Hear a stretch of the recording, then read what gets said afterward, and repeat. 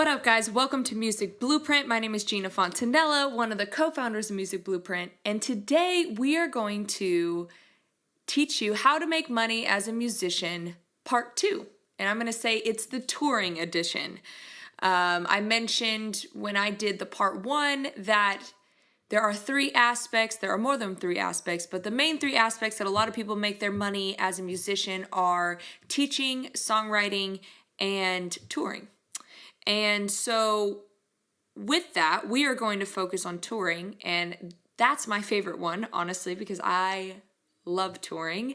I have had most of my income come from performances and just from the stage and traveling all around the world performing my music. So this is something that I had definitely feel like I've got I don't want to say 10,000 hours. I feel like 10,000 hours I have on the stage, but in terms of booking and putting on a tour, I definitely know how to do that. So the first thing, though, that I would want to talk about as a musician, and I think it is very important as an artist and a musician to recognize, is that although you are an artist and musician, you are an entrepreneur, period.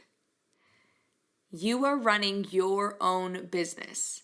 And it is not an easy feat. In the beginning, it's all on you. You maybe have a band, cool. You might be able to, divvy out some of the responsibilities.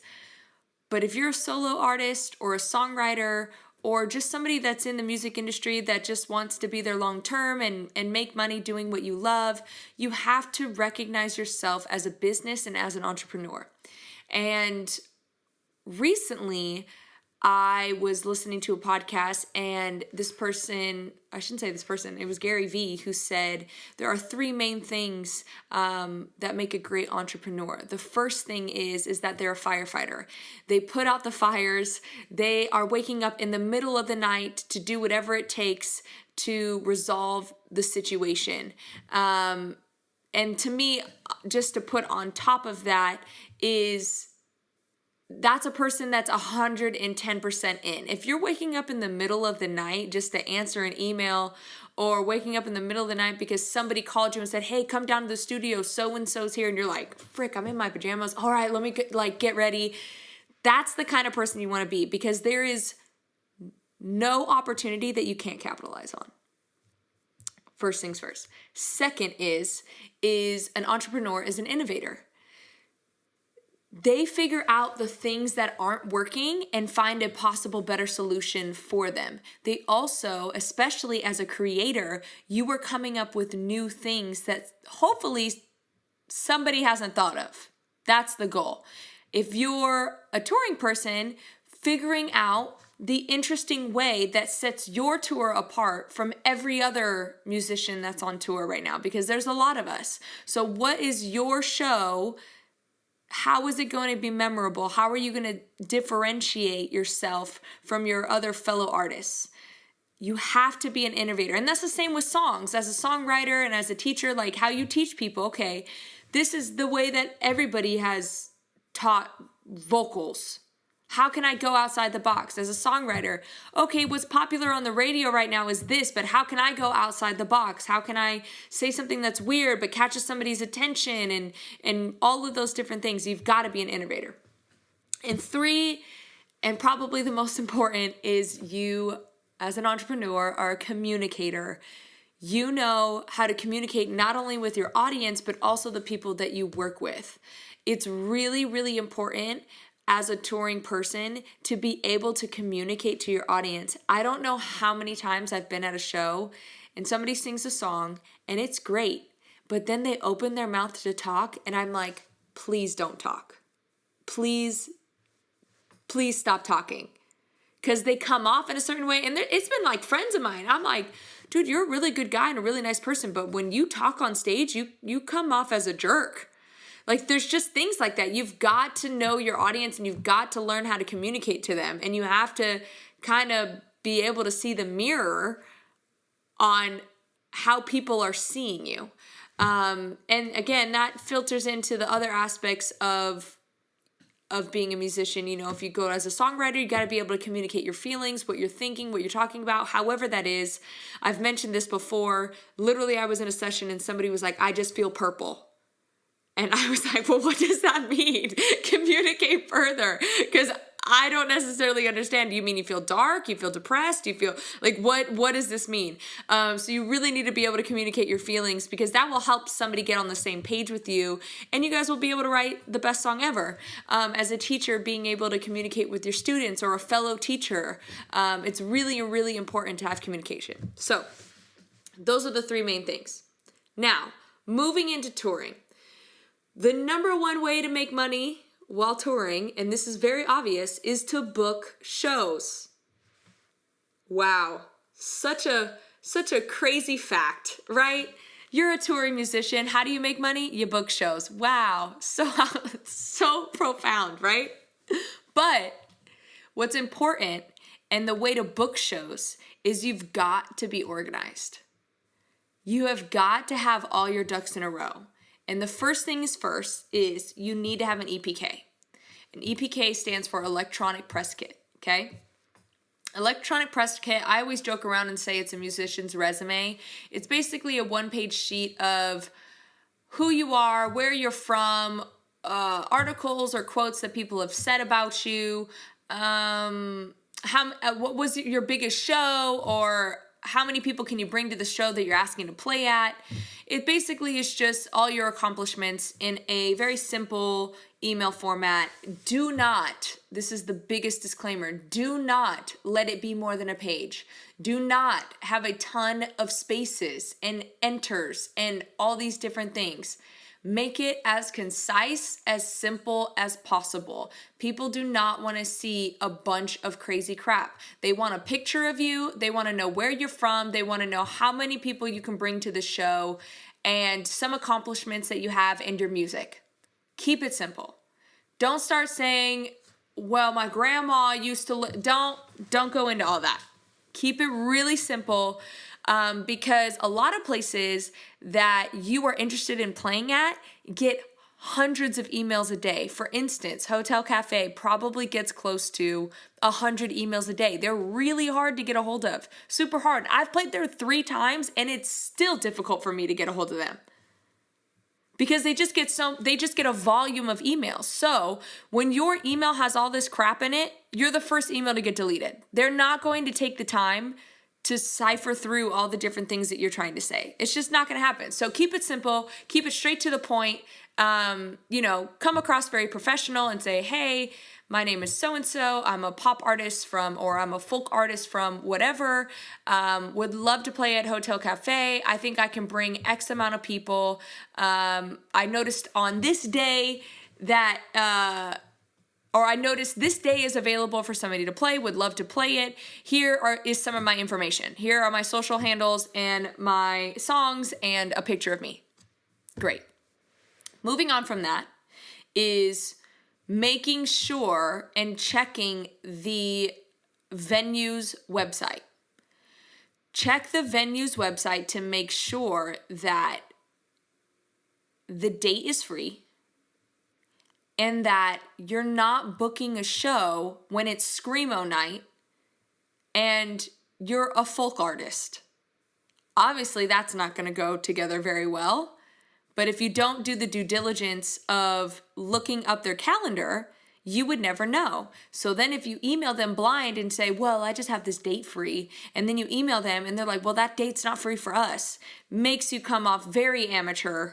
And again, you just kind of shot yourself in the foot. A lot of times when you're not getting a response back is because they're like, this person didn't even take the time to look at our calendar.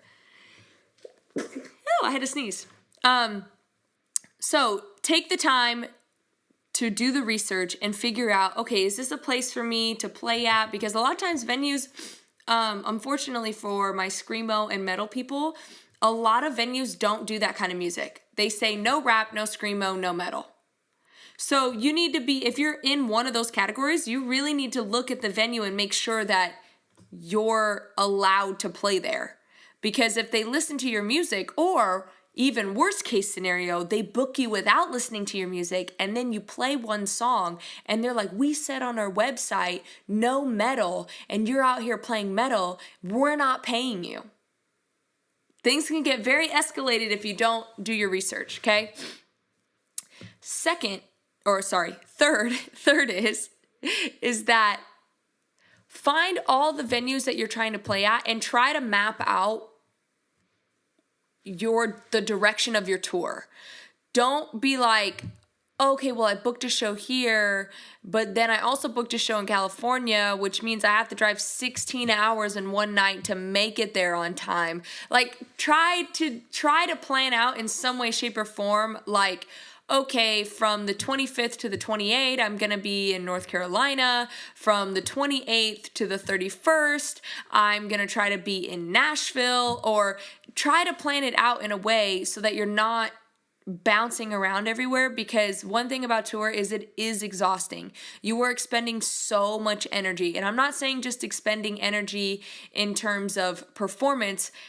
I'm talking about the energy of you're talking with people, you're staying at somebody's house. Okay, you're trying to be a good guest by talking to them. Okay, that's a lot of energy. Then you're also driving hours and hours on end, which is exhausting. There's just a lot of energy going out, and you're not going to be getting a lot of energy deposited back in you. So the goal is that you need to be able to map things out so that you're conserving as much energy as possible. And if you're with a band, that is awesome, because then you can kind of, again, divvy out the duties. I toured alone, so I would have to sometimes drive like 12 hours, 18 hours. I mean, the longest drive I ever did by myself was 25 and a half hours. And I was exhausted. And I got to Tahoe. I drove basically Tulsa to Tahoe, 25 and a half hours straight. Did not stop, not one time. It was horrible. Told myself I would never do it again. Showed up in Tahoe around, I want to say 6 p.m.-ish, and then had to play a show at 10 o'clock. It was horrible. My voice sounded horrible. I felt horrible. It was awful. I will never do that again. So, all that to be said, you want to set yourself up for success. So plan things out accordingly. Don't go by the seat of your pants.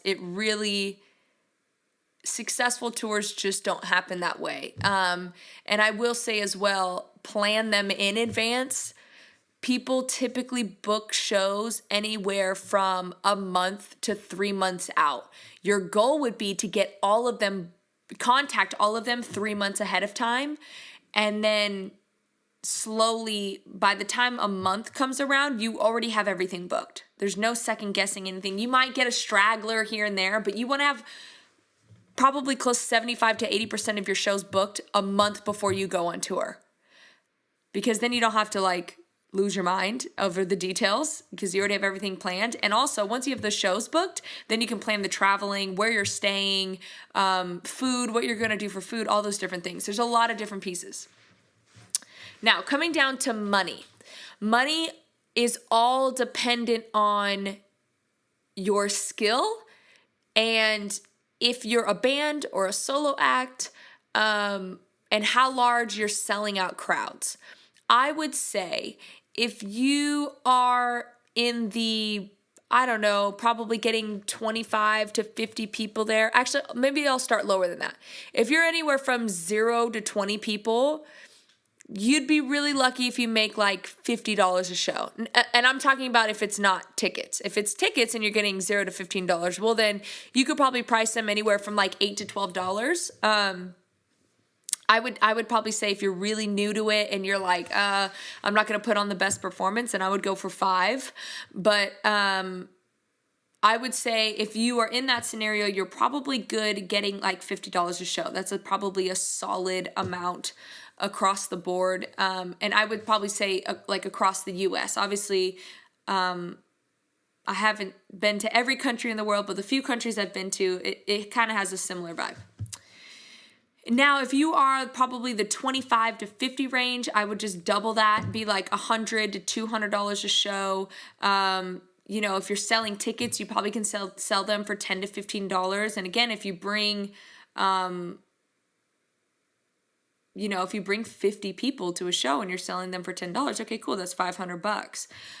But it's also dependent on if you have a band or not. If you have a band, you can charge more, significantly more. Like I would probably say this is per person. $50 per person. If you have 3 people in your band, okay, that's $150.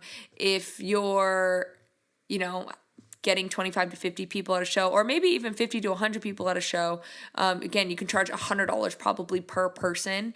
And keep in mind too, there's a balance between comp and payment.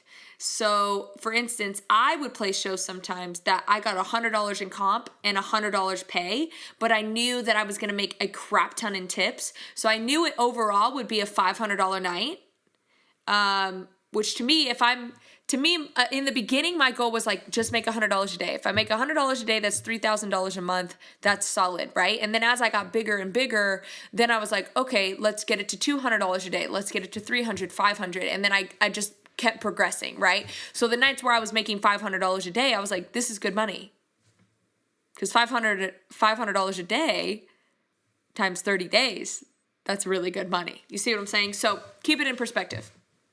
Now, if you're the person that's now like selling out the smaller venues, like you're selling out Hotel Cafe, or maybe you're even, for my people that are in LA, you're selling out like the Peppermint or the Crocodile or the Room 5's not around anymore. Oh, that makes me so sad. I was trying to remember the place out in New York. But anyways, if you're selling out those kind of small to medium venues, again, those are typically tickets. So if you are selling those out, I would definitely go from anywhere from like $10 to $25. If it's a bigger venue, you might be able to sell more, but even, I saw Sarah Bareilles in Tulsa, Oklahoma at how many people does that hold? Maybe holds like 1,000 people, and her ticket was like $30. So keep in perspective, if Sarah Bareilles is selling her ticket for $30, yeah, 1,000 people are going to be there, cool, but her ticket is $30. So keep in perspective of what your ticket should be. If you're not selling out a 1,000-person venue or a 2,000-person venue, you probably shouldn't be selling your ticket for $30. You probably will be in the more $15, $20 range, but also that's really good money if you're selling at a venue at that range. Okay, just want to be in perspective. Now, if you're a big dog and you're like, bruh, I've got 2 million followers, I'm selling out medium-sized venues that have 5,000, 10,000 people. You're probably going with like an $80 ticket sale, probably anywhere from, depending on the seat, $40 to $80. I mean, again, putting things in perspective, I saw Jason Mraz at a 10,000 person venue and his ticket was $80 a person. But Jason Mraz is pretty big. So again, just something to think about. But the place you make the most money at is lowering the cost of your expenses. When Jason Mraz did that tour, and that was a pretty cheap ticket for him, but he was doing an acoustic tour. It was just him and his guitar. It was him and his guitar, one sound man. He brought his dad because he wanted to bring his dad, and then he brought his best friend. And he was, I mean, let's do the math really quick. I think it was a 10,000 person venue. It might have been more. So again, you're probably splitting your ticket sales with you and the venue typically. So he probably in one night walked away with like $350K. And then after he paid his sound man and whatever, he easily walked away with $300,000. So again, don't get so money happy that you're like, oh, well, if I up my ticket price, well, then the 15 people that are going to come, even though it's less people, they're going to be paying more, so I'll end up with more. To me, in the beginning, your goal is to get as many people as there. It's not as much money. You shouldn't be caring about the money as much as that's hard to say as a full-time musician, because the goal is you're trying to do this for forever. And so there's a certain point where, again, if you're thinking of yourself as a business, not thinking of yourself as an artist, not thinking of yourself as some person that needs money because you have no money for food, like literally thinking of yourself as a business, you are investing back into your business. So yes, you're taking a hit in the beginning, but the hope is that if I make my ticket for $7 instead of $10, well then somebody's going to bring their friend and be like, yo, the ticket's only $7. Like, you should just come. It'll be a fun show. And then if every person does that, now you've sold out a 100-person venue, even though you only invited 50 people, but each one of those 50 people brought a friend. You see what I'm saying? So it's all about keeping the business mind in your head and also understanding how your audience does things with you. Like, do you know your audience to bring people if the ticket is not as expensive? Well, yeah. Well, if that's the case, then you will end up making more money even though the ticket is cheaper. So keep things in perspective. I will leave you with this. Touring is all about organization and conserving energy, and also understanding your audience and your fan base. If you can somehow nail down those 3 things, it's really hard for you not to have a successful tour. And what I have found, touring was the first thing that I took a whack at to make money, and not 3 months out of college, I did my first tour and I was a full-time musician on just touring alone. So touring is a really easy way to make money. And if you're a person that's a great performer and a good songwriter, or just a person that's good at covers, I mean, a lot of places just want, some background music. And if you're like, I just like performing, period. I don't even really care so much about the songwriting aspect and original songs and stuff like that, there is a place for that. I mean, I have done the whole corporate gig thing, and you can make really good money doing that. I mean, only singing 3-4 times a week, you can make a really, really solid living just connecting with an agency or connecting with a corporate band. So definitely consider those things, and possibly book your next tour, or try to find an agency in your area that plays shows around town. If you just want to sing, find the agency, look it up, just look up music agencies in whatever city you are, and I'm sure it will pop up. So hopefully that helps. Hopefully you guys can start making money while touring. It's really, really important and just a really easy way to make money. So good luck out there, and I will see you next Monday. Peace.